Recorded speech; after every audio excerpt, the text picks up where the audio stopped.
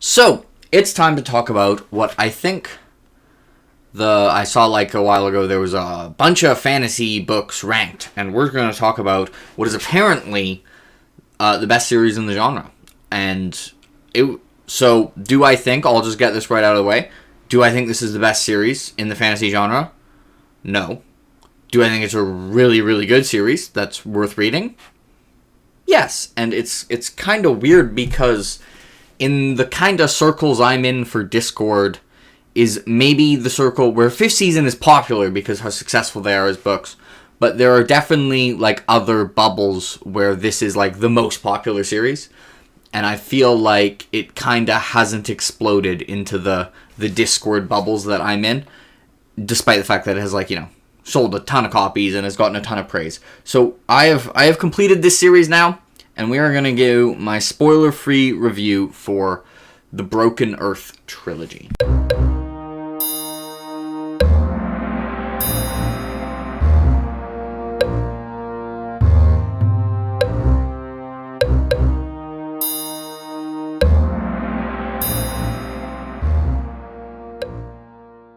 So once I asked someone to say what this bloody book is about without saying it's second person, because that's all I knew about it. I knew it had second person in it, which I think is why probably a bunch of people won't read it, because they're just like, ooh, second person. But I'm gonna, for what it's about, not mention the fact that it's second person. So first, the macro narrative. The macro narrative is that this takes place on a planet that is geologically highly unstable, like volcanic eruptions, earthquakes, and things involving tectonic plates and of that nature are much more severe than they are on our planet, and they happen much more frequently.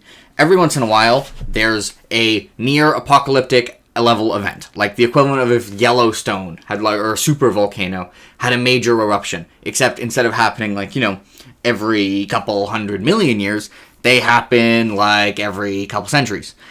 And they are called seasons. And they generally basically plunge the world into near extinction for a good couple decades. So society has kind of evolved to be built around surviving these near apocalyptic events. And there are still it's not just the near apocalyptic level events that are more common. There's also normal volcanic eruptions, normal earthquakes are also much more common. It's just that things that we would consider a catastrophe are just Tuesday there. So they don't even mention them that much. But there's big earthquakes. Fortunately, there's also some kind of magic that allows people called orogeny. I don't do audiobooks. I don't know how to pronounce it. But it lets people kind of control that aspect so they can kind of diminish how badly these things destroy humans. But then there's also a huge level of fear towards the originists. I don't know the word for someone who can do orogeny. They're called rogas in the book, but that's a slur towards them. Because people are generally very afraid of them, because if they lose control, they can just kind of accidentally kill people really easily. So even though they are kind of there to guard the people from earthquakes and stuff, there are also guardians who then guard the people from the orogenists. I don't want to call them rogas. That's just rude. But I don't know the word. I could just call them magic users. Whatever, we'll figure it out. And this book starts with a season that is not going to last decades. It's going to last a lot longer than that. And this is not a spoiler. This is page 2. To be clear, the first sentence of this book, so just so you know I'm not spoiling the apocalyptic event, is let's start with the end of the world, why don't we? So there you go. Surprisingly for this book, it's like the Sun Eater, where I can say something like the world ends and it's not a spoiler, or the sun explodes and the protagonist destroys a sun and kills 2 billion people for Sun Eater, and both aren't a spoiler because they're both the first sentence. So that's nice. But that's really the micro narrative is what it's about, which is the people. because this has kind of, you follow 3 main, like, POVs for book 1. I'm not going to say who the POVs are past book 1, but book 1, the 3 POVs seem very disconnected, like, physically. Their stories don't seem to connect, but I think thematically and emotionally, like, they all reflect upon the other and make the other 2 stronger. Like, there will be events in one book that will, in one of the POVs, that will remind you of events of the other POVs, and they kind of feed on each other. And the 3 POVs, they all follow, the first one is like a young girl who, it's basically from Harry Potter, the You're a Wizard Harry, where they get separated from their family, except it sucks way more. It's not like you get to go to the magical wondrous land of Hogwarts. It's like, okay, you're gonna go basically be an object for this magical body that controls the world and essentially wants to use you as a resource to stop the world from ending, but basically sees you as a resource. So basically the crappy version of going to Hogwarts. And then the other point of view is like a young adult woman, I don't know her exact age, but I think she's in like early 20s, who works for this group already and is given an assignment, and we kind of follow her on this assignment, which she joins up with someone named Alabaster, who's one of my favorite characters in the series, who's like a legend of this group, who's they have like a way of categorizing how strong people are at Origine, and he's a 10 ringer, which is like the highest level. And then the last one, which is the one you've all heard of because it's the second person one, is a mother whose husband does not know that she can use Origine. I don't know how to pronounce that. And she has 2 children who also are Rogas, magic users, and the husband discovers that the son is a magic user, and in a fit of rage, kills him and kidnaps the daughter, and she's like, the mother is quite distressed about this. And so those are kind of the 3 main starts. This book is one of my favorite starts to a fantasy series that I have ever read. Like, right away, it's both very inventful and impactful for both the macro and micro level. We're like zoomed in on the characters and also zoomed out on the world. A ton of really interesting and cool and emotionally impactful stuff happens right away. I actually think the first half of the 5th season is my favorite section of this entire series. So a lot of series I have to be like, just trust it. It gets a lot better. I don't really have to do this one for this one because it starts off like a banger. And so you don't have to trust it for that long. I mean, I think even the prologue is fire, and like all the early chapters are as well. So it's it actually doesn't take that much of an investment. It's not like one of the others. It's not like, The Way of Kings, where I'm like, people be like, okay, it's really good, but for the start, it's kind of like, you have to trust him for the start. You don't actually really have to trust Jemisin that much for the start. She'll get you to trust her for the start because the start's just really, really, really good. That's what it's about. But the next question is, what is it like to read? And the prose is, I would describe it as witty. It's almost fourth wall breaking at times without feeling unnatural. I don't know if I would describe Jemisin's prose as like beautiful writing, but I think it's very distinctive writing. Like, N.K Jemisin has a very, very distinct authorial voice that does not sacrifice like clarity for function. It's also like functionally tells the story in a way that doesn't sacrifice like clarity, so it's not like you don't know what's going on. But also, I think like you could, if you were given like a couple sentences of an N.K Jemisin book, I think you could identify who the writer was like very, very, very, very quickly. And it's very like clever. Then it feels like basically you're being told a story by someone who's just like really clever, like has very good like dry humor. And, you'll see what I mean, like, very, very early on into the 5th season. And so, yes, also something to mention, this book has second person. I think I've tried to not talk about it that much, because I think as an element for the book, it gets talked about way too much, as if, like, what will determine whether you like the series is whether you like the second person or not. When, in reality, I got used to the second person in, like, 5 minutes. Like, it barely impacted the experience for this series. It's just once you start reading it, it just becomes normal to your brain. And also, I would like to say, my sister has convinced me of this, that second person isn't as weird as I or other people thought it was. And in fact, people actually, when like orally saying what happens, use second person all the time. Like, let's say, like if you heard this sentence, if someone said this to you, you would not bat an eye. So, you know when you're at the grocery store and there are like two lineups and they're basically the same length, and you know, you look at both cashiers and you see like, okay, which one of them looks faster, and you look at how many items there are, and they all feel the same, and it seems like just whatever side you pick ends up being the slower lineup. Like that was a normal sentence, right? Like that's a normal way to basically explain the experience of being in a grocery store and having two lineups and really trying to pick the faster one, but feeling like you always pick the slower one. And people would use you for that. Like, it doesn't literally mean, you're not literally supposed to read it like you're the protagonist, okay? And I got used to it in like 5 minutes. It was like, maybe you won't, but you know what? It's worth trying. And you know what? If you read the first half of 5th season and you're like, I still hate second person, then you can just not read the second half of 5th season or the next 2 Broken Empire books, because it might not change. But you know what? You'll probably get used to it faster than you think you would. Okay, we're moving on from the second person thing. Don't worry about the second person thing as much. It's not going to be as weird as you think it is. Yeah. Okay, so one other thing I want to mention is that the world building of this book rules. For a trilogy, it is one of the most unique, ambitious, and well fleshed out worlds and cool worlds that I have read in a long time. Relative to the size of it, I would struggle to name trilogies other than Lord of the Rings that build a cooler, more in-depth world than this one.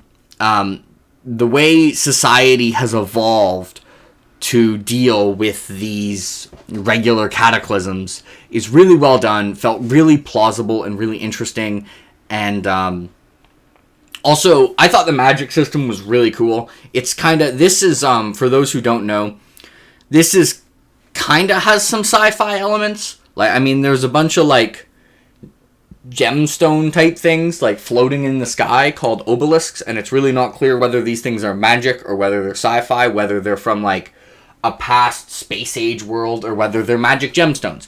Who knows? And the magic system, in practice, is slightly soft. On my 1 to 10 magic system scale, if a 1 is pre-Crisis Superman and a 10 is, for those of you who haven't read Mistborn won't know what I'm talking about, but Furukami, like for pewter, for strength, which basically is just a magic system that literally mathematically we can say what the limit for is it. This would probably be like a 4 or a 5 in terms of how well the reader understands the limitations of the magic. Probably closer to a 4. But it also has the feel of one that, like, in world, if you were to study it for a decade and a half, you could learn how it works. It's not soft because it's unknowable. It's just soft because it feels like it's really, really complicated. So it's just, you're not going to be able to learn it in a 3-book fantasy trilogy. And I will say, I think it's used quite well because it's not really used as a Deus Ex Machina. Like, you are aware when you're in Essence point of view that she's can use magic rather, or Reginy rather powerfully. So, and N.K Jemisin is aware of that. So it's not really like you're put in situations where the reason it's tense is it's like, oh, is she going to get killed by these people? Oh, phew, she was able to defeat them with magic. That doesn't really happen. I think it's used very well. It does actually get more mysterious as you go on and kind of gets the sense of more wonder as you go on, but it feels like it's also very detailed and was very well done. And also, this book has really cool lore, like the background stuff with like Stone Eaters and like Father Earth and like how the season started. For a trilogy, the lore is... and speaking of Stone Eaters, I just want to say Stone Eaters are cool as crap. And also the sci-fantasy stuff is cool as crap. Okay, next up is character and theme, which felt rather connected in these series, because I think the main characters were very well done in this series. And one of the reasons they were well done is they clearly wanted to cover some topics. and like especially topics such as people who have to deal with like their responsibility that everyone else is afraid of them and what to do about that, rage at systems that like restrict them, and also, as you've probably heard a lot, like struggles with, I guess, parenthood, but in all honesty, it's more focused on motherhood than it is on fatherhood. The dad kind of kills one of the kids in this. But these are clearly topics Jemisin cares about quite a bit and wanted to cover with the characters. And the character, like the main few characters, I do not just feel like they're trying to cover these topics. They do feel, I think, relatively complex. But after this is where I've been basically only praising this for about 15 minutes. The rest of this review is going to be why this isn't one of my favorite series, and the aspects that I think do kind of drop off, especially for Obelisk Gate and Stone Sky, and that starts with the rest of the characters. I think the characters in this series are extraordinarily top-heavy, and what I mean by that is like the 5 main ones I thought were quite well done, but then it drops off fast, and I think a lot of the supporting cast is somewhat one-dimensional or just forgettable. I feel like there's especially some characters who felt like they were there to help convey an idea or be there to help develop an internal conflict for one of the main characters, and as a result, especially one of them who's important in life, especially actually the dad, Jija, the person who Essen was married to and who killed the son, I think was a very one-dimensional character who felt like he could have been fleshed out a lot more, and it could have made the story a lot better. And I don't really think I care about anyone introduced past the 60% mark of the 5th season, if I'm being completely honest. It very much felt like the characters Jemisin was trying to really focus on, she did a good job, and then some of the side ones were just there to propel the story and the people Jemisin actually cared about. And I consider that a con, because I think I've read plenty of series where the main cast were just as well fleshed out and worked off the supporting cast just as well, but also the supporting cast was well fleshed out and worked off the main cast. So this is one thing that held back Obelisk Gate and Stone Sky. It felt like it kind of went downhill, because I think a lot of the main characters were really introduced pretty early, and those were the ones that got more attention. And also, as a slight criticism for the main characters, who I think were mostly very good, it felt like there were, at times, things that probably should have impacted people's psychology more and internal conflicts that I think were not particularly relatable to the author. And I think the conflicts N.K Jemisin found relatable, she wrote extremely well. But there were some things, especially in the Stone Sky, that almost felt forgotten about. I can't say... There's one in particular that I'm thinking of, that if you're in one of the Discords I'm in, you can tag and ask what it is, and I'll say what it is in the spoiler bar. But it felt like the type of thing that I've read a lot of authors who would do not forget about this, and Jemisin, I think, basically just didn't even consider that this would impact the character's psychology. I will say this isn't so much a criticism, but just in terms of feel, I think the Obelisk Gate and the Stone Sky are much more similar to each other, like structurally and the way the story is told, while the 5th season feels really different. It almost feels like this is a standalone type thing that's telling its own story, and then this is a duology telling the story, and those stories just happen to be very close together, and then they combine to be a trilogy. But these two are actually really similar books, and this is like quite different from the other two. That's just, I think, worth noting. But we're going to get back to, there are some other criticisms I have. There isn't some examples for the plotting. 2 things that I felt were slightly poorly executed, and I'm going to be more specific and not just call them poorly executed. And the first of which is there is a countdown mechanic in one of the books where there's like a date where something important is going to happen. But nothing had to be done really to prepare for this date. So as a result, it felt like the stuff they were doing as they just waited for that date, which was a significant amount of pages, did just feel like filler. because I kind of just felt like very little of it really mattered, and we were just killing time before the important stuff happened. And also, as another somewhat plotting thing, is it felt like, and I'm normally pretty prone to accept characters being irrational, but this pushed it past for me, where someone didn't tell someone something, and it just feels like it's because if they did, it would have solved 3/4 of the conflict of the book. And this wasn't really addressed, other than the character who was not told was just like, oh, this person could have just told me this. What an idiot. But it's kind of like acknowledging that there's a plot hole doesn't actually fix the plot hole, and does not give me at all a reason, whether as a part of the character or in world or plot reason, to see why this makes sense at all, other than you didn't want the plot to just not be solved like 400 pages earlier. So I had a couple issues with the plot where I felt like I had some complaint about it.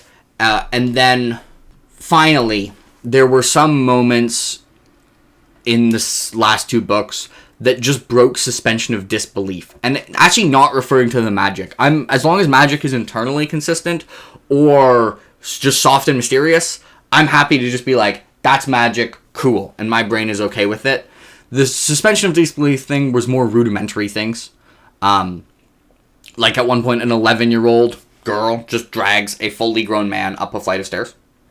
Which, no, that isn't happening. I don't know, 70-pound child or something. I'm probably more than 70. Probably, I don't know, a 90-pound child is not dragging a 180-pound man up a flight of stairs. Full stop. That's just an error. And that just takes me out of the story, which it kind of sounds like a nitpick, but this is important, damn it. And the reason this is important is, in fiction books, like, the author is trying to trick the emotional part of my brain into thinking that all of these people are real. Even though intellectually I know they're not real. It's trying to trick the empathy part of my brain into thinking these are real, and that therefore they are worthy of real empathy and real compassion that I can then hopefully apply to people who are real in my life, and it can help people as a person. Even if the story has no focus on themes, by building that empathy and emotional connection to the characters, it can hopefully help you be a better person in life. And when something obviously breaks suspension of disbelief from me, it breaks that illusion for, like, a good while, until something really good takes me out of it. And funnily enough, the specific, like, 11-year-old child dragging a fully grown man up the flight of stairs, the thing that followed it, like, in the same chapter, was my favorite bit of the entire book. I'm not going to say what book it is, but that chapter, so might end up actually being my favorite chapter in that book, despite that. But if there hadn't been something really, really, really good after it, I could have been stuck out of suspension of disbelief. And then I'm reading this story not because I care about the people it happens, but just to know what happens in this book, I guess. And it's not the same. So I think, like, these things, they break suspension of disbelief, and they affect how a story emotionally connects with me, and they affect how I can emotionally connect with the characters. There were actually a couple. The child dragging someone up his stairs is just the one that I can kind of say. But I would say it kind of felt like there was a magical mechanic that was, at times, could have solved some problems that were like side plot problems, and they just didn't choose to do that, and they only used it when it was the main plot, when I don't think there's actually any reason for that to be the case. So those would be my cons for the series, which this video kind of ended on a Debbie Downer note, but it should be worth noting that if I still really like this trilogy. I think it's incredibly ambitious. It has some absolutely brilliant moments, some truly big brain stuff, especially in book 1, and also something that is usually a nitpick for me. Usually I complain about really, really, really old characters, because I find a lot of the time authors' really, really, really old characters just feel like normal people. They feel like 40-year-olds. There are extremely old characters in this series, and they feel their age, and it's so good. And there's just, like, this trilogy has a lot of really, really good stuff to offer, and it is worth trying. That being said, I think book 2 and 3 have distinct flaws. That it would be, like, obviously, objectively, you can be like, I don't care about suspension of disbelief. But there are things that I think most people would agree are not good. And things like just plot holes, or just rudimentary things that just don't really work out, are things that most people, I think, would consider flaws. And I think books 2 and 3 have distinct flaws that it would be dishonest of me not to point out. And they're a reason why, no, I don't think this is the greatest accomplishment of fantasy. But I still think it's really good, with an incredible book 1, a still very, very strong book 2, and then a book 3 that for me had kind of some shaky moments, but also wrapped up the series very well. And I will say, like, the ending, the denouement, I thought was extremely fitting and was a good cap-off in the series. If you care about my ratings, I gave him like a 9.2, I think an 8.6, I forgot to even check. And Stone Sky was probably, I forget what I gave it, but it'd be like a 7.3 or a 7.4. So as a whole, I think the series averaged out to like a mid-8, where it's got like a low 5-star, a strong 4-star, and a kind of weak 4-star, and that's about how I kind of feel. If I were to give it a rating as a series, it would be like a strong 4-star series that maybe had a couple issues that I was annoyed with. And I think it's definitely worth trying, especially because of how well it starts. And that is my review of the Broken Earth trilogy by N.K Jemisin. So let me know if you have read the series and what you think. Do you think my praise was fair? Do you think my criticism was fair? Do you think if I could be debunked on those criticisms, or I'm missing something? And if you haven't read the 5th season, is it on your TBR? And if it wasn't, have I convinced you to give it a try? Let me know in the comments. I look forward to seeing them. Goodbye, everyone.